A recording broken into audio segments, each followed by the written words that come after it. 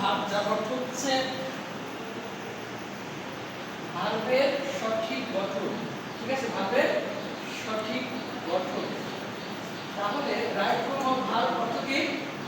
ভার্বের সঠিক গঠন।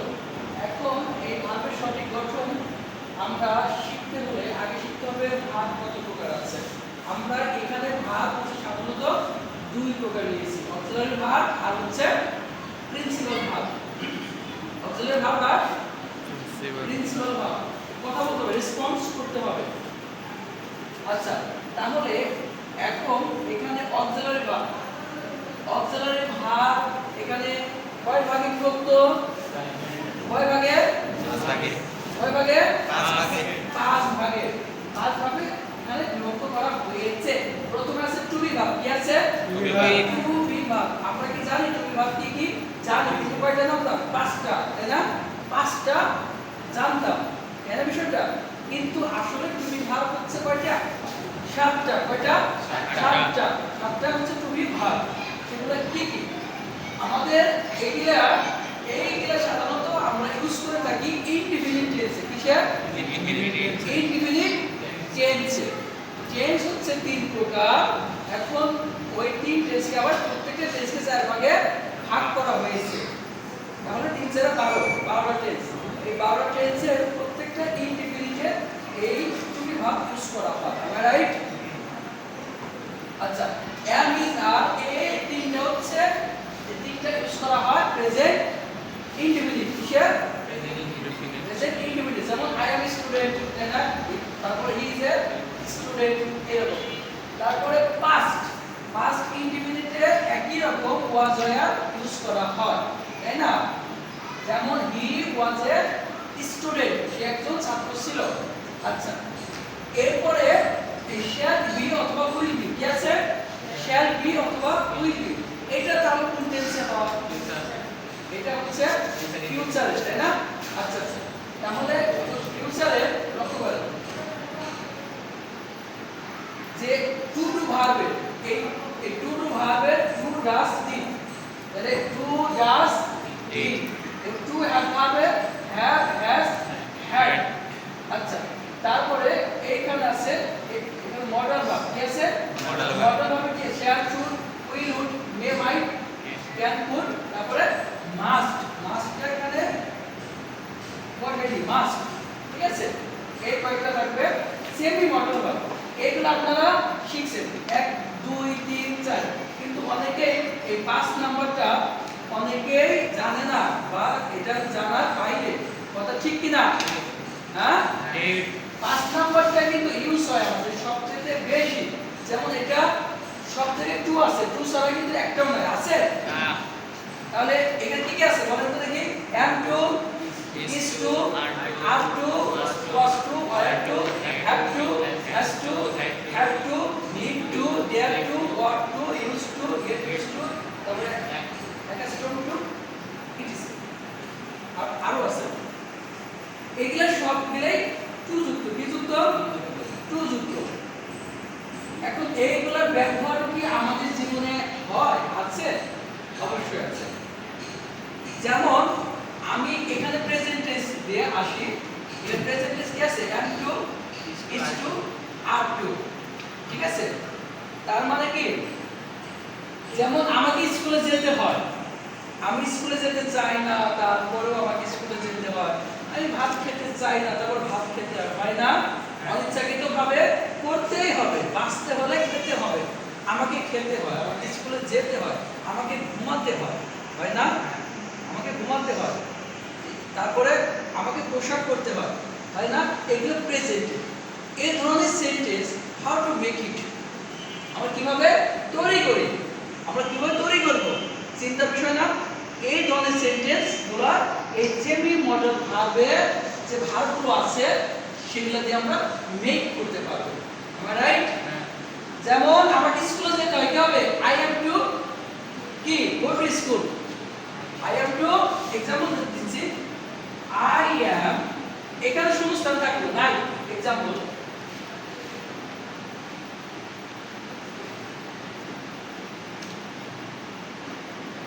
আচ্ছা, তাহলে এখানে কি হবে? ভাববে যে স্যার এটা তো মনে ভুল আছে পরীক্ষার খাতায় প্রশ্নে, এটা ভুল আছে, গো হবে এখানে, গো হবে না, এখানে গো না থাকলে আমি এখানে গো সাথে কি গোয়িং দিয়ে দিলাম, ঠিক আছে? এরকম না, আসলে বিষয়টা হচ্ছে এখানে শূন্যস্থান দেওয়া আছে আর এখানে আছে গো, অনেকেই কিন্তু বুঝতে পারবে না, তাই না? বা এইখানে প্রিপজিশন বসান, কি হবে? টু হবে। টু দিয়ে অর্থ কি আসে? লক্ষ্য করেন আমার এখানে যে ভাবটা আছে গো, গো মানে কি? যাওয়া। একসাথে মেয়েরা গো মানে কি? যাওয়া। যাওয়া। তাহলে গো অর্থ যাওয়া, এখানে গো অর্থ হইছে যাওয়া, অর্থে প্রয়োগ হইছে, যাওয়া অর্থে প্রয়োগ হইছে। তাহলে এখানে গোর পরে একটা টু আছে, ঠিক কিনা কথা?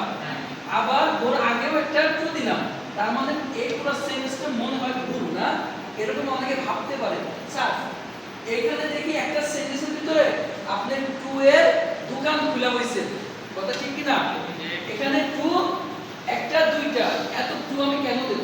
চিন্তা বিষয় না?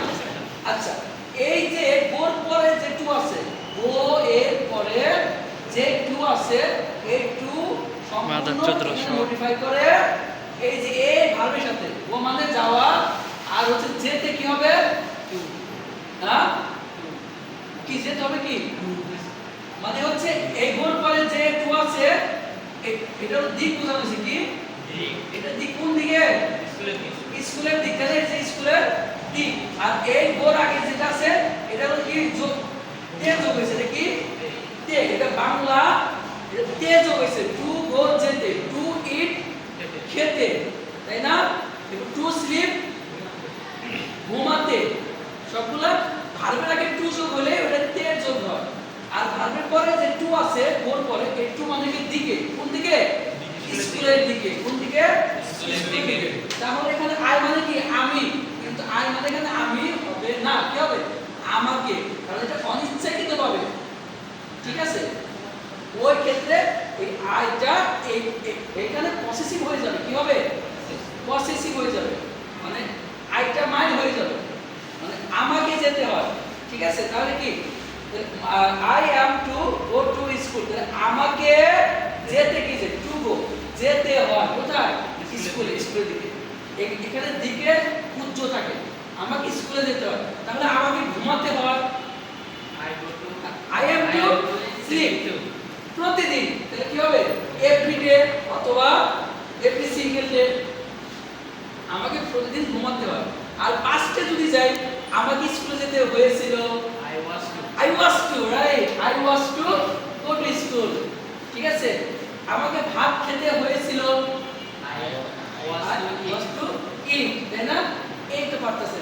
এখন তাহলে আমরা কেন পাস্ট টেন্স হয়ে গেল? was to, were to, এবারে have to, has to, had to, আমাকে যেতে হবে, have to, has to, এটা ব্যবহার, আমাকে যেতে হবে, I have to go now, I have to right now, আমাকে এখনই যেতে হবে, বলি না? কিন্তু এটা হচ্ছে একদম একদম ফিউচার মতো হয়ে যায়, হবে হবে, তাই না? ফিউচার মতো হবে যে আমাকে যেতে হবে, আমাকে ঘুমাতে হবে, আমাকে খেতে হবে, আমাকে পড়তে হবে, এই ধরনের সেন্টেন্স হাউ টু মেক, কিভাবে তৈরি করব? জাস্ট হ্যাভ টু আর হ্যাজ টু। আমাকে যেতে হয়েছিল, ওই ক্ষেত্রে কি? হ্যাড টু, কি হবে? এই যে এখানে কোথায়? হ্যাড, এই হ্যাড টু, আমাকে যেতে হয়েছিল, আমাকে খেতে হয়েছিল। আশা করি এই সেমি মডেল ভার্বটা অনেক ভালো লাগতেছে, এটা শিখতে।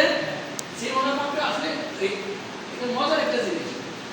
এখানে ডেয়ার মানে কি দেখেন, তারপর নিড টু মানে কি? দরকার, এরপর ডেয়ার মানে কি?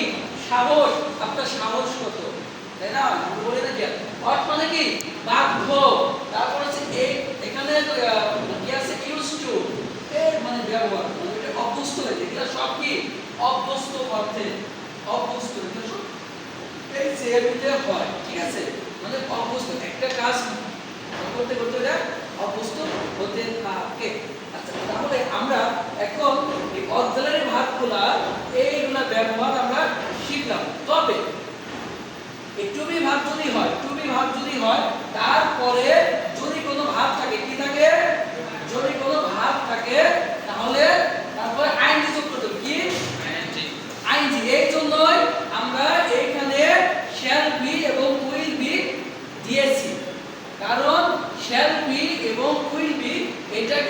ফিউচার ইনডিফিনিট টেন্সে হয় না।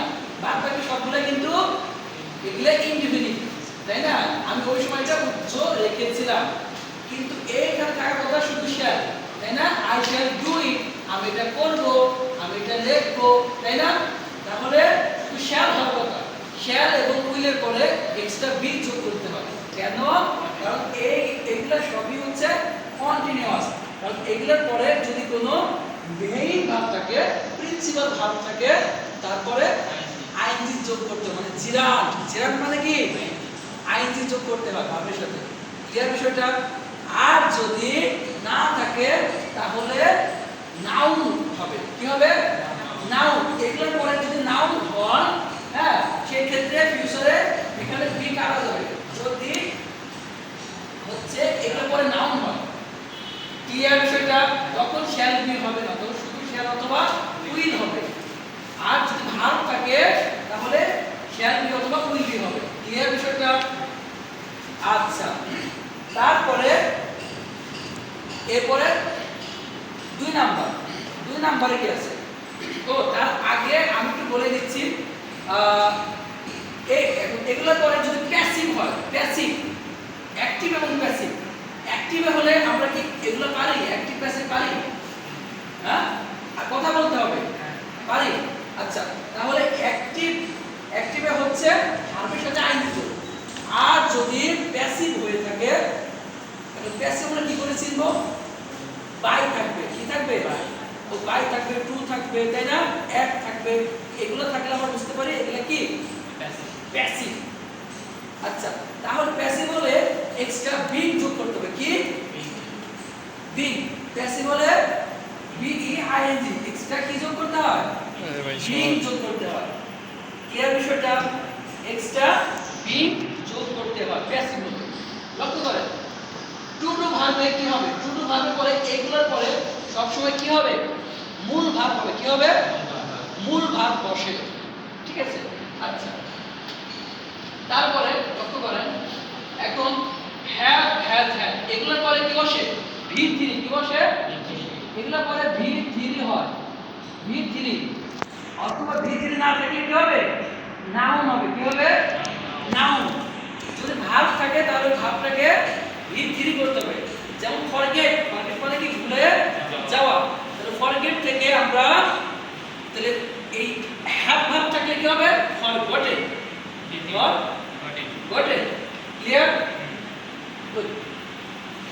আর যদি না থাকে, যদি নাউন থাকে, যেমন আই হ্যাভ এ কম্পিউটার, আমার একটি কম্পিউটার আছে, আমার একটি ল্যাপটপ আছে, হ্যাঁ, সেই ক্ষেত্রে আই হ্যাভ, হ্যাভের পরে কি আছে? নাউন আছে। নাউন হলে কিন্তু তাহলে ভিতরে হবে না। তাহলে যদি নাউন হিসেবে হয় তখন এটা কি হবে? Principal verb. ক্লিয়ার? তখন কি হবে? এটা প্রিন্সিপাল ভার্ব। তখন অক্সিলারি ভার্ব হবে না। আমার এই যে এইখানে নোট আছে, অক্সিলারি ভার্ব একা বসতে পারে না। এখানে নোট, অক্সিলারি ভার্ব একা বসতে পারে না। যদি বসে তার সাথে নয় জিরান হবে, হ্যাঁ, আর তাহলে ভি3 হবে। যদি বসে, যেমন টু হ্যাভ ভার্ব যদি থাকে তো ভি3 হবে। যদি ভি3 হয় তাহলে সেটা অক্সিলারি ভার্ব। আর যদি নাউন বসে তাহলে সেটা না কি principal verb. Clear? I M a student, আমি একজন ছাত্র। এখানে আমটা কি? কে পাবে? অক্সিলারি ভার্ব নাকি main verb? I am student, main verb. কারণ এম এর পরে স্টুডেন্ট আছে, নাউন, রাইট? নাউন। এখানে আমটা অক্সিলারি ভার্ব হিসেবে ব্যবহৃত হয় না। Clear?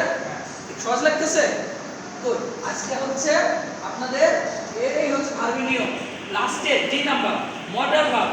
Modal verb shall, should, will, এগুলোর পরে সব সময় ভি1 হয়। কি হয়?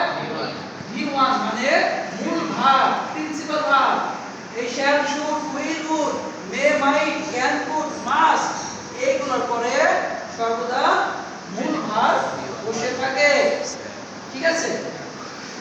আচ্ছা, তাহলে এই হচ্ছে আমরা এগুলা শিখে নিলাম। আমরা আগামী ক্লাসে এগুলোর ব্যবহার আমরা শিখব। সে পর্যন্ত সবাই ভালো থাকবেন, সুস্থ থাকবেন এবং এগুলাকে নোট করে নিয়ে যাবেন। সবাই ভালো থাকবেন। আসসালামু আলাইকুম।